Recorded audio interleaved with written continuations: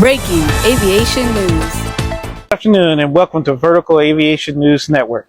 This is your captain speaking, and today's topic we will be discussing about American Airlines and the U.S. Army Blackhawk helicopter collision.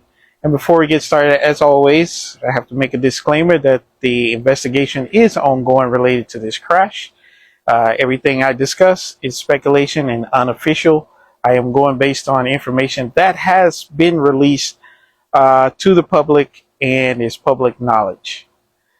I will also be speaking to you as a former U.S. Army Blackhawk helicopter pilot of 8 years, as well as a CRJ 200, 700, and 900 avionics return to service test pilot as well. So I have experience in both of these aircraft and I'm very familiar with them. I also have the special use airspace certificate. So I'm also certificated in the airspace around DC and that special use airspace and the helicopter route. So I'm speaking to you and giving you my analysis and opinion based on all those factors, and we'll discuss based on what has been released to the public. So starting off, we will talk about the Blackhawk helicopter and what they were doing. And so what we know from everything that has been released, we know that there was 3 people on board, 2 pilots and 1 crew chief. That's pretty much standard. Usually when you're out doing training missions, sometimes there's a 4th crew member, particularly when you're flying goggles, as they have released and said that they were doing a night training exercise and they were using NVGs, which is night vision goggles. Typically you would have 2 pilots and 2 crew chiefs, one would be on each side of the aircraft. But in this instance, there was only 3 total crew members. As I said, 2 pilots, 1 crew chief. We don't know which side of the aircraft that crew chief would have been was on. That information has not been released to the public as of yet. If it becomes available, we will do a follow-up to this and add that information in on follow-up reports. So the helicopter was doing some type of operation, either departing from the airport or coming into the airport. We do know that the last thing the air traffic control, the last instruction to the helicopter from air traffic control was to follow behind the landing CRJ that was already on final approach. That was the last instruction given to the helicopter. Now, we know that the CRJ, it was a CRJ 700. It was on its final approach landing. They were approximately 300 feet in altitude. Everything was normal for them. They had been cleared to land. They were on approach. We do know that from the cockpit voice recorder that was recovered, that we do now know that they did get what's called a TCAS warning, which is a traffic collision and avoidance system. It's particularly for this very reason. That's why it's called traffic collision avoidance. It did give them an alert that there was a collision alert. They gave them a collision alert. Now, what I can tell you on a CRJ at that configuration for landing and at that altitude, there was very minimal evasive action that aircraft could have done. So just putting that out there, putting that out there for for informational purposes only. As to the Blackhawk helicopter and what they were doing, that helicopter route that they were flying on the Potomac, it is a publicized route. It is for all helicopters, regardless of training or whatever you're doing in that area. We carry 200 feet maximum altitude on that helicopter route. You're in constant communication with the tower and follow all their instructions as given. Now, they were flying under MVGs, so we will talk about the impact of flying with night vision goggles and how that affects your vision. I can tell you, I flew the Blackhawk helicopter, and I was MVG qualified as well. Before I got out of the Army, I probably had about 1,000 to 1,500 hours of night vision goggle time. I flew a lot in combat because we primarily operated at night while flying in Iraq. So I can tell you, MVGs are designed to amplify any light source on a dark night. So it has not been released whether they were actually, if they had the night vision goggles down and was flying with the goggles already. Typically, I can tell you, since they were doing some type of training, and I did hear some speculation that they were possibly doing a check ride, maybe doing what we call RL progression. We don't know exactly what the mission profile was at the time of the collision. We are under the assumption that they did have the goggles activated and flying with the night vision goggles down. Now, when you fly with night vision goggles, you only have about a 60-degree angle of view. It's not like your normal view without an obstruction in front of you.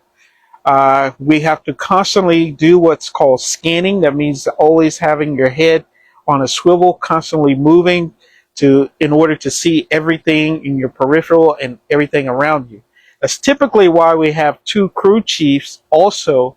When you're flying goggles, you would typically have an additional crew chief on the other side of the aircraft so that you can always maintain visual contact with any objects or other aircraft while you're flying under night vision goggles, because your field of view is very well reduced.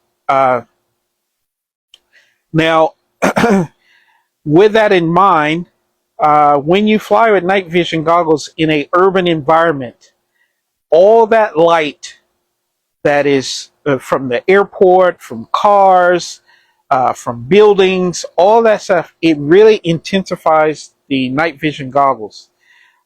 It can actually make it more difficult to see and avoid things because of intense light.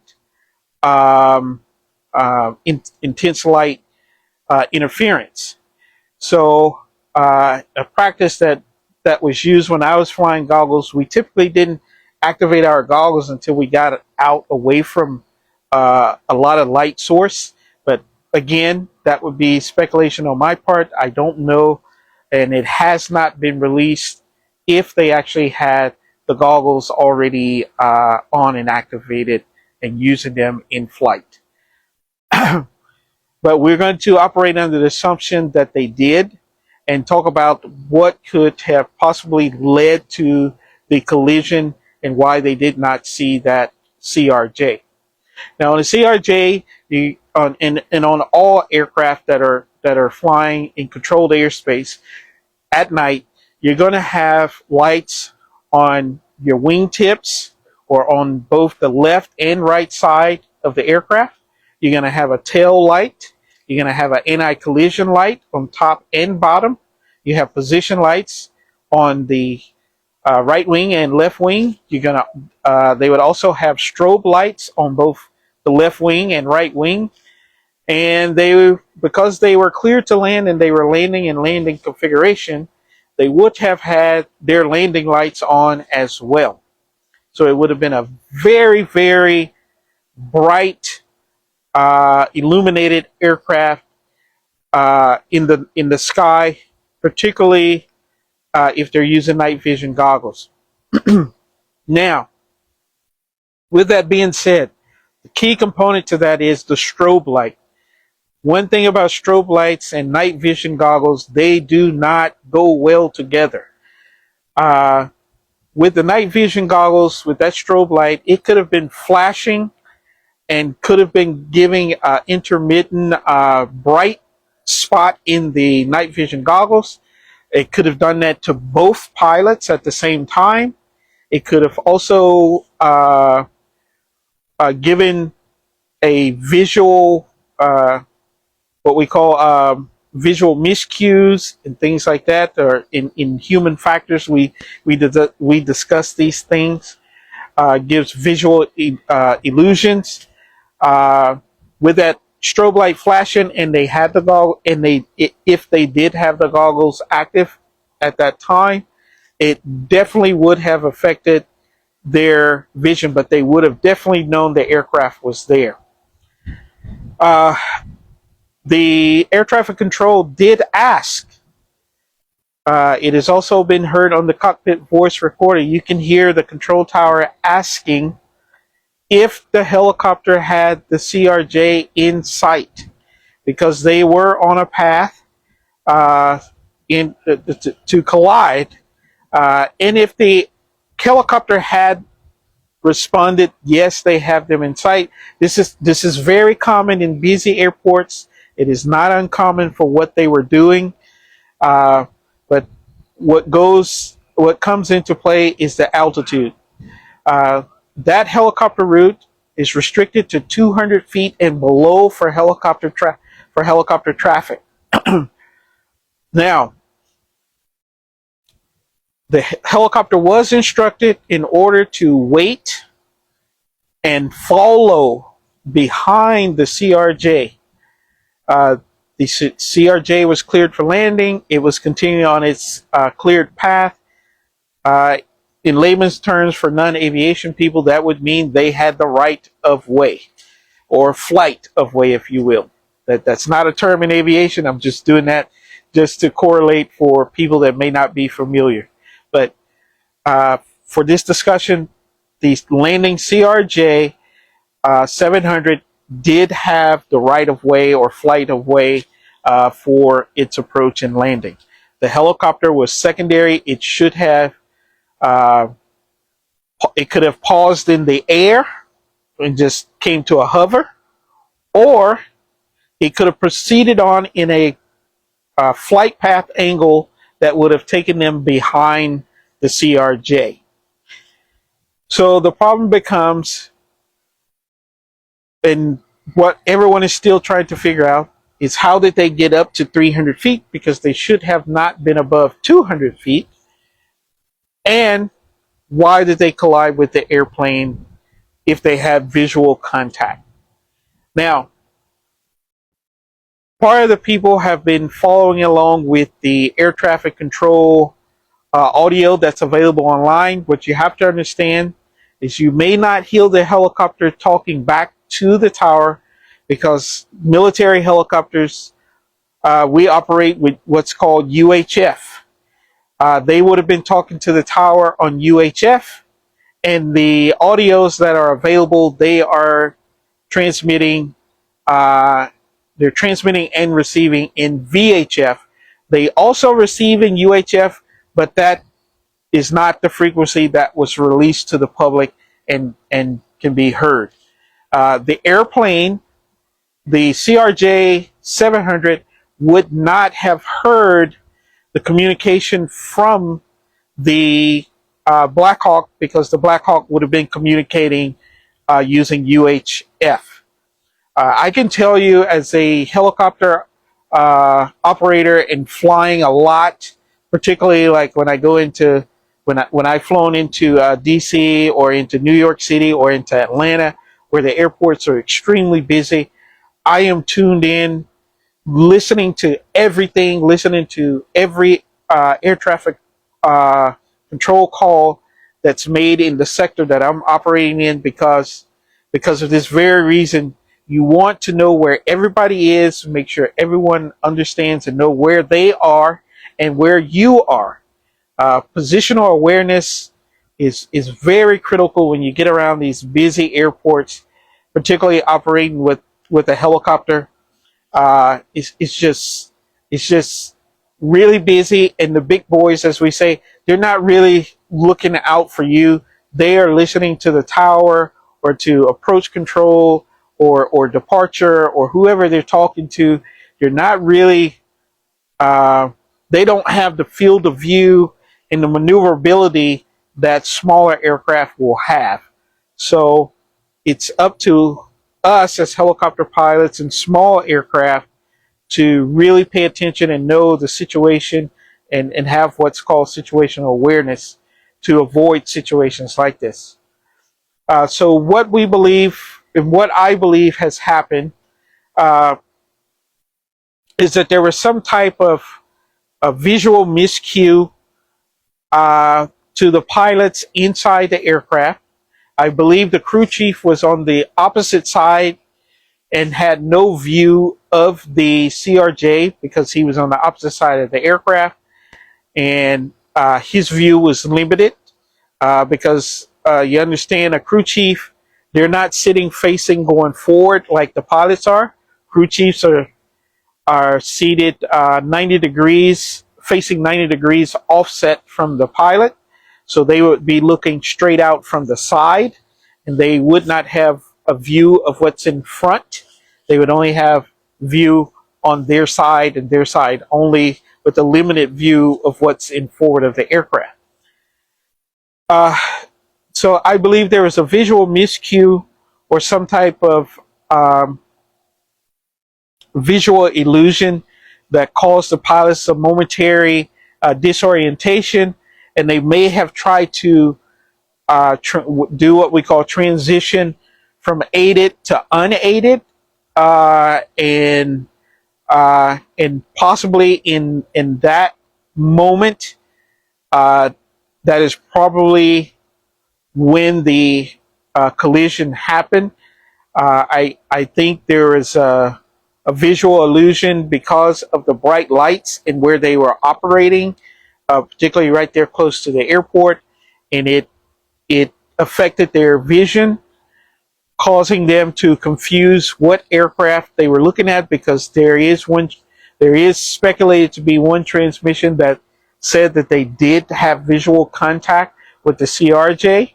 I can tell you that the airport, they do have multiple runways, and it could have been quite possible that they identified the wrong CRJ or the wrong aircraft in the sky. It could have been a second aircraft in line, because they do sequence aircraft coming in to land. They may have mistook a second aircraft that was lined up on approach instead of the one that was immediately in front of them that they were approaching, and they may have misidentified the aircraft as something on the ground, and could have mistaken it for an aircraft on the ground already, just because the plane of view, they were flying above the Potomac River. Sometimes you get reflections off of the river from any water source. It will reflect also, and all they see is a light source when you have those night vision goggles on. As I said, the CRJ did get its TCAS warning. It has been reported by the NTSB that the CRJ 700 did have just at the end before the collision, did have a change in pitch, which could have been them trying to initiate evasive maneuvers. But as I said, the CRJ is at that configuration, that speed, that altitude, they are very limited in what maneuver they could have done immediately to avoid this.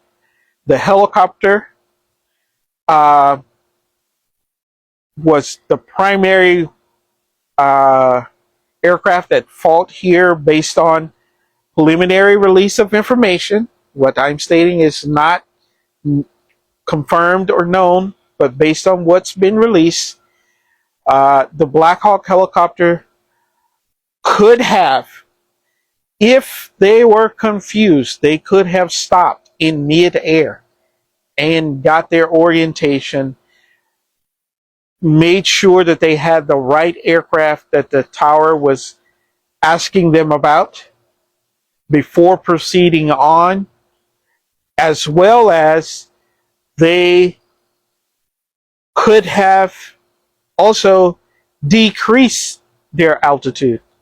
I can tell you from my experience of flying night vision goggles and low altitude, if you are a low experienced pilot, as they said these pilots had 500 to 1,000 hours total time, I can tell you in the helicopter flying community, that is not a lot of flying experience. With flying night vision goggles, I would suspect they probably had less than 200 hours of night vision goggle time, which is a dangerous combination. Now, I don't know if the Army still does what we call risk assessments before every flight. I know when I was still in, I got out of the Army back in 2006. So I can tell you from I would imagine that a lot of things has changed since then. But back then we had to do what's called risk assessments. You would take an accountability. You would take account how many flight hours each pilot had, as well as the crew chiefs. You would take that, put that into your matrix. You would also talk about the weather, and if you were flying under night vision, under night conditions, and then if you were flying also under night vision goggles, all of those things increased your risk of accidents. And then based on that risk, the commander would decide if he would allow you to fly that mission or not. And depending on the severity of the risk, depends on which commander would give the authorization. So if it was a low to medium, maybe the company commander could make that decision.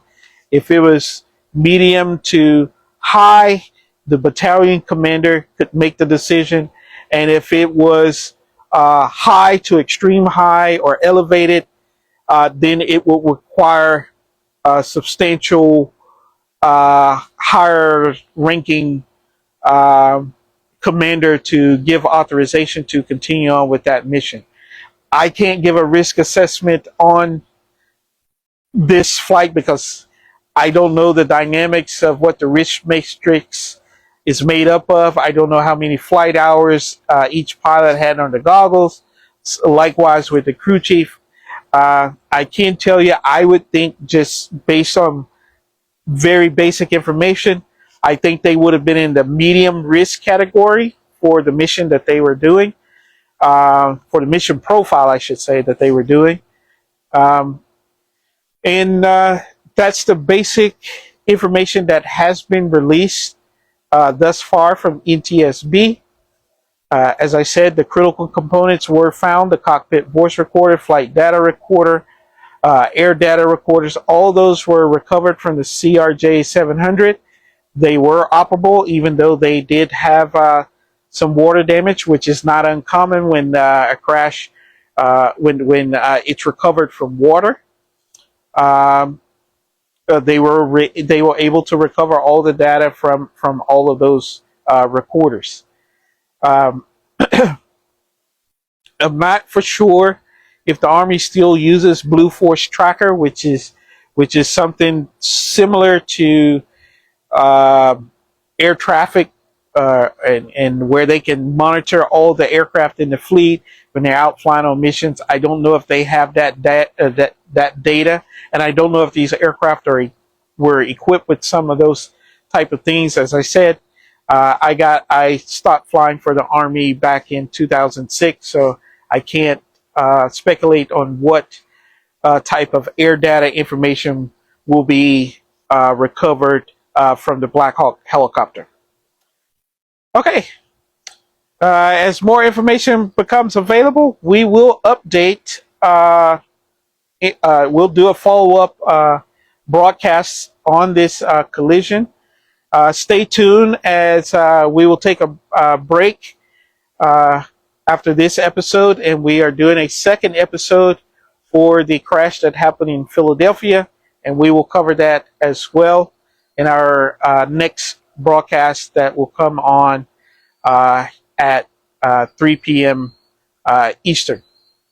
So, moving on for our aircraft of the week. Our aircraft of the week is a 2010 Bell 429.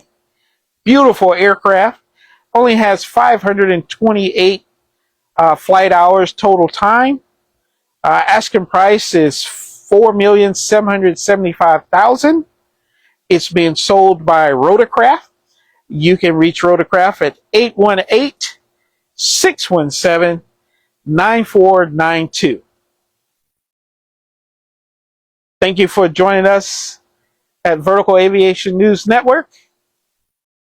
This has been your captain speaking, and always safe travels.